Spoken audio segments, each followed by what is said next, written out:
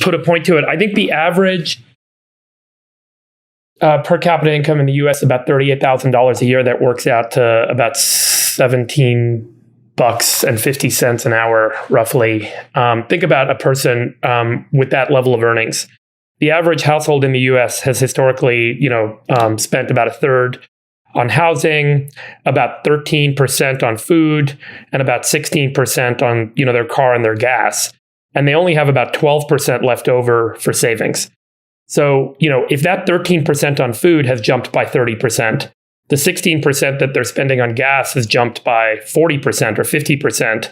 And even if housing prices tick up a little bit, all of a sudden your savings are gone and you're actually not saving. The gas has actually doubled, Friedberg. It's doubled the gas. So, yeah. By the way, it's worse than you say. No, it's worse than you say because you're using a per capita number. Yeah. And so but I think what I'm trying to highlight is that there is a distribution. There is a group of the United States, a small percentage, a minority, that have earned good income and are having their 50th anniversary, like Chamath is talking about, taking their travel. And that shows up in the numbers. There's outsized spending happening with a segment of the economy. And what Sachs is saying, I think, is right as well, which is that the majority of Americans are facing this really critical budget crisis where their personal spending levels are now exceeding their income levels.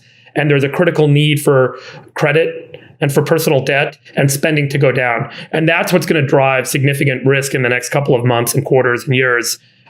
Is that the majority, some of the numbers will look good because there's a segment of the economy that is overspending, but the majority of the economy is, as Sachs is saying, probably turning on a dime. And I think both things can be true.